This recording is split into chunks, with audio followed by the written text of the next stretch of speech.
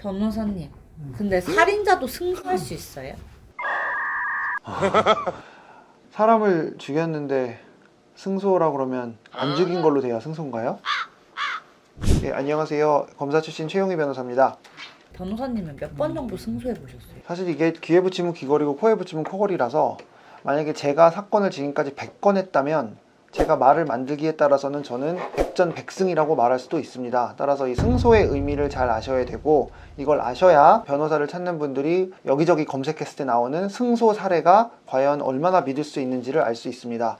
자, 우선 승소의 개념에 대해서 말씀을 드리면, 민사소송의 경우에는 원고가 피고한테 요구사항을 특정해서 청구를 하게 됩니다. 예를 들어서 돈 1,000만 원 지급해라 라고 했는데 법원에서 피고는 원고에게 1,000만 원 지급해라 라고 결론이 나오면 원고는 전부 승소를 한 거죠. 그런데 실제로 이렇게 전부 승소인 경우는 거의 없습니다. 왜냐하면 1,000만 원을 청구했는데 만약에 법원에서 900만 원만 인정을 해주면 원고 입장에서는 900만 원은 승소한 거지만 100만 원은 패소한 거고, 피고 입장에서는 900만 원은 패소했지만 100만 원은 승소한 거거든요. 그래서 대부분의 사건은 엄밀히 말하면 일부 승소, 일부 패소일 수밖에 없습니다. 이 상황에서 방금 말씀드린 피고여도 900만 원 패소했지만 100만 원 승소했기 때문에 나 승소했어 라고 표현할 수도 있고, 그 사건을 대리한 변호사는 자신의 홈페이지에 승소 사례라고 쓴다고 하더라도 이게 틀린 게 아닙니다. 그래서 제가 늘 승소 사례는 제끼고 뭐라고 말씀을 드리는 겁니다.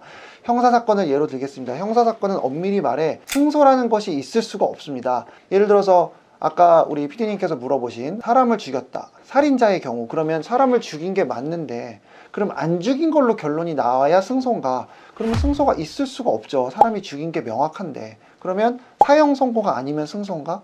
무기징역이면 승소인가? 징역 20년 이상이면 이하면 승소인가? 이게 개념이라는 게 사실은 있을 수가 없어요. 그리고 형사사건은 민사와 달리 원고와 피고, 개인 대 개인의 싸움이 아니라 피의자 내진 피고인과 국가, 즉 검사와 검찰, 경찰과의 어떻게 보면 싸운다는 구조가 형성되기는 어렵죠. 국가기관이기 때문에. 그래서 승소라는 것이 있을 수 없고, 개인적으로 승소의 개념을 세팅할 수는 있죠. 예를 들어서 나는 공무원이야. 전과가 생기면 나는 직장에서 잘려. 그래서 나는 전과가 남으면 안 돼서 수사 단계에서 무혐의나 기소유예로 종결돼야 돼 라고 생각한다면, 기소유예나 무혐의를 받으면 나는 승소야, 이렇게 생각을 할 수는 있지만, 이 승소라는 개념이 마치 무슨 하나의 기준이 있어서 이게 되면 승소, 저게 되면 패소, 이럴 수는 없습니다. 그래서 주의하셔야 될 것이, 예를 들면 내가 현재 대기업에 다니고 있고 대기업 규정상 집행유예부터는 회사에서 해고되는 규정이 있는 경우가 많습니다. 이 경우에는 어떻게든 처벌을 벌금부터 그 밑으로 받아야 되는데, 만약에 이 경우에 이분이 집행유예를 받았다고 한다면 이분의 입장에서는 해고가 되고 원하는 결과가 아니기 때문에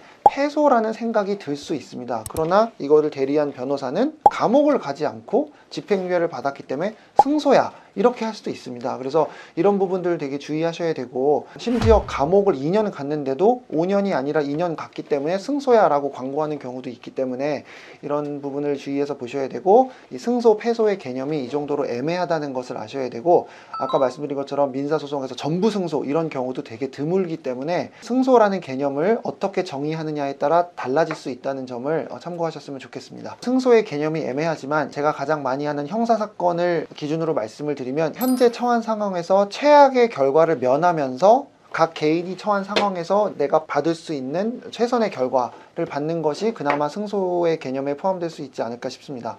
아니, 그러면 형사사건에서 승소를 하려면 어떻게 해야 돼요? 형사사건의 경우에는 특히 다른 사건들보다 실력 있는 변호사를 만나는 것이 정말 중요합니다. 그 이유는 형사사건은 일단 절차가 매우 복잡하기 때문에 이것을 정확히 아는 게 필요하고, 형사사건은 민사사건, 행정사건, 가사사건 등의 다른 사건들과는 달리 최악의 결과가 대부분은 감옥을 가는 일이고, 이것은 전과가 생기는 일이어서 국가가 국민에게 줄 수 있는 가장 큰 불이익인 만큼 형사사건에서는 이런 최악의 결과를 면하기 위해서 그 어떤 사건보다도 실력 있는 변호사를 만나는 것이 정말 중요합니다. 따라서 형사사건에서 승소, 즉 내가 처한 상황에서 가장 좋은 결과를 만들기 위해서는 실력 있는 변호사를 만나야 하고, 그 실력 있는 변호사는 제 개인적인 생각으로 다음 5가지를 잘 할 수 있어야 할 것 같습니다. 첫 번째는 사실관계에 대한 꼼꼼한 분석입니다. 너무 당연한 것 같지만 너무 당연하게 많은 사람들이 하지 않습니다. 제가 이것을 사건을 직접 처리하는 것을 강조하는 이유 중에 하나인데요. 그렇기 때문에 저는 항상 첫 상담도 무조건 제가 처음부터 끝까지 합니다. 왜냐하면 첫 상담 때 보통 의뢰인들이 가장 자신의 사연에 대해서 자세히 말을 하고 사건이 발생한 지 얼마 안 돼서이기 때문에 감정도 생생하고 기억력도 생생하기 때문입니다. 이 단계에서부터 의뢰인의 사연에 공감이 되고 거기에 몰입이 되어야만 의뢰인이 원하는 게 무엇이고 지금 처한 상황에서의 우리가 세울 수 있는 현실적인 목표가 뭔지를 알 수 있기 때문에 그렇습니다. 꼼꼼한 사실관계의 분석은 꼼꼼한 상담에서부터 시작이 되는데 이 첫 상담을 담당 변호사가 아닌 다른 변호사가 하거나 아니면 사무장, 상담실장 이런 사람이 할 경우에는 이후에 이 사건의 내용을 전달받은 그 변호사는 처음 상담을 직접 한 게 아니기 때문에 꼼꼼하게 챙기는 데 한계가 있을 수 있습니다. 두 번째로는 관련 증거를 수집하는 것입니다. 말이라는 증거는 사람마다 다를 수 있고 바뀔 수 있기 때문에 이 말을 뒷받침할 수 있는 증거를 수집하는 것이 중요한데 여기서부터는 변호사의 역량에 따라 큰 차이가 있을 수 있습니다. 증거라는 것은 당사자들이 생각하는 것과 다른 경우가 많은데 당사자들은 너무 중요한 증거라고 말하지만 변호사가 보기엔 아닌 경우도 있고 당사자는 대수롭지 않게 생각했으나 변호사가 보기에는 너무 중요한 증거일 때도 많습니다. 이 증거 수집에 있어서만큼은 검사로 일했던 경험이 정말 크게 도움을 주고 있습니다. 왜냐하면 검사는 수사를 직접 하는 사람이기 때문에 맨 땅에 어떤 증거를 수집해야 되는지를 해본 경험이 있어서 어떤 사건에 직면해 있을 때 그것이 피해자이든 가해자이든 억울한 일이 있거나 할 때 어떤 증거가 필요하고 어떤 증거가 수사기관과 법원에서 더 신빙성 있게 판단될지를 잘 알기 때문입니다. 세 번째는 절차의 정확한 이해입니다. 형사사건은 다른 사건들보다 절차가 매우 복잡하고 법도 자주 바뀌기 때문에 해본 사람이 아니면 잘 하지 못하는 경우가 매우 많습니다. 예를 들어서 의뢰인이 제출하고 싶다고 각종 자료들을 준비해 왔는데 그 사이에 이미 사건은 일사천리로 처리가 돼버려서 제출을 못하는 경우도 많습니다. 의뢰인은 사건이 처리됐다는 연락도 아직 못 받았는데 어떻게 그럴 수 있나요? 라고 물어보는 경우가 많지만 실제로 사건 처리에 관한 연락은 사후에 통보되는 절차이기 때문에 바로바로 알려주는 게 아니어서 이런 절차를 알지 못하면 내가 아무리 억울한 부분을 주장하고 싶어도 타이밍을 놓쳐서 주장하지 못하는 경우도 많습니다. 또 하나 흔히 있는 예는 성범죄 사건에서는 가해자 측이 함부로 피해자 측에게 연락을 해서는 안 됩니다. 그러나 이 규정을 제대로 알지 못해서 가해자 측 변호사가 가해자에게 조언을 해서 가해자가 직접 피해자에게 수시로 연락하고 하는 경우도 정말 많이 봤습니다. 지금 말씀드린 것은 몇 가지 예시에 불과하고 실제로 사건을 처리함에 있어서는 이런 절차들을 잘 챙겨야 되고 아무리 좋은 자료를 갖고 있다고 하더라도 절차를 잘 알지 못하면 제출도 하지 못하고 그냥 끝나버리는 경우가 많기 때문에 이런 부분도 매우 중요하다는 점을 꼭 말씀드리고 싶습니다. 네 번째는 수사기관의 입장에서 사고할 줄 알아야 합니다. 이 부분 때문에 형사사건만큼은 검사 출신 변호사가 다른 어떤 변호사들보다도 가장 큰 장점이 있다고 생각합니다. 형사사건은 수사에서 시작돼서 재판으로 이어지고 재판이 확정되면 형을 집행하는 절차로 최종 종결되게 됩니다. 이 모든 절차에서 단 한 번도 빠짐없이 등장하는 것은 검사가 유일합니다. 그렇기 때문에 검사 출신 변호사가 누구보다 이 절차를 잘 알 수밖에 없습니다. 수사 과정은 비공개이고 수사는 밀행성의 원칙에 따라 수사가 어떻게 이루어지고 있는지를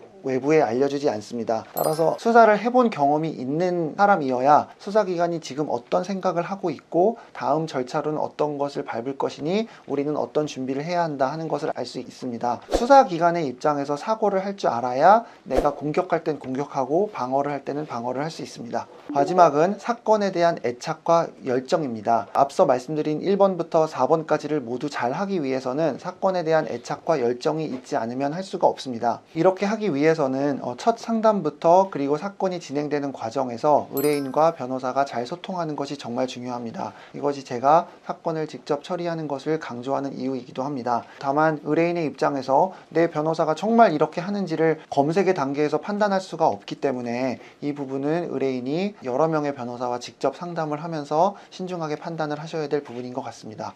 근데 그러면 제가 컨택한 변호사님이 그런 분인지 어떻게 알 수 있어요? 그게 진짜 어려운 문제이고 제가 의뢰인이라면 그런 부분에 있어서 정말 미쳐버릴 것 같아요. 변호사는 너무 많고 마치 다 자기가 최고인 것처럼 말하고 그래서 저는 이거를 제가 병원을 갈 때의 심정으로 생각해 보면 좀 이해가 되거든요. 감기에 걸렸으면 저는 의사가 누군지 중요하지 않고 그냥 제가 현재 있는 장소에서 가까운 곳을 갈 것 같아요. 근데 의사의 오피니언이 너무 중요한 경우 부모님을 모시고 가는데 건강검진에서 뭐가 발견이 됐다 혹은 나도 좀 의사의 심도 있는 의견을 알고 싶다. 그럴 때는 검색을 해서 의사를 찾기가 정말 어렵더라고요. 그래서 아마 변호사를 찾는 의뢰인들도 이런 마음이지 않을까 싶습니다. 그래서 제가 이 부분에 대해서는 이전에 변호사를 선임하기 전에 반드시 알아야 되는 10가지라는 제목으로 영상을 촬영한 것이 있으니 그 영상을 꼭 참고해 주셨으면 좋겠습니다. 결론만 잠깐 스포를 하자면 제일 좋은 변호사는 내 일을 변호사 개인의 일처럼 해주는 변호사인데 그걸 정확히 알려면 모든 변호사랑 일을 해보면 잘 알 수 있습니다. 그러나 모든 변호사랑 일을 해볼 수는 없습니다. 그렇기 때문에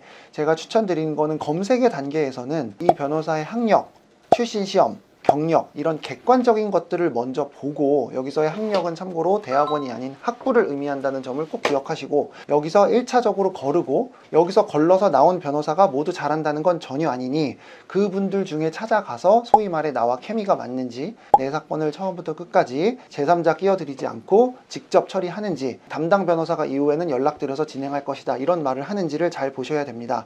어떤 것도 틀렸다는 건 아닙니다. 다만 내가 선택한 변호사한테 직접적인 케어를 받고 싶다면 이런 부분들을 꼼꼼하게 보셨으면 좋겠습니다. 오늘은 변호사가 승소하는 방법에 대해서 간략하게 말씀을 드렸습니다. 많은 의뢰인들과 상담을 하다 보면 다른 로펌에 갔다가 다시 변호사를 찾는 경우를 많이 봅니다. 이렇게 변호사로부터 도움을 받으려다가 도움은커녕 낭패를 보신 분들을 보면 안타까울 때가 많습니다. 흔히들 하시는 불만 사항은 변호사와 연락이 되지 않는다는 것이고 변호사가 준 명함에는 오로지 02로 시작하는 연락처만 있습니다. 즉 개인적인 연락을 받지 않는다는 의미이고 회사를 통해서 연락을 해도 전화 연결은 되지 않는다고 하는 경우가 매우 많습니다. 이런 부분은 실제로 일을 시작해보지 않으면 알 수 없는 부분이라 의뢰인으로선 굉장히 위험 부담이 있는 부분이니 제가 아까 말씀드린 이전에 촬영한 영상이 있으니 이 부분 잘 참조하셔서 나의 사건을 꼼꼼하게 도와주실 수 있는 변호사님을 만나셨으면 좋겠습니다. 이상 최용희 변호사였습니다. 감사합니다.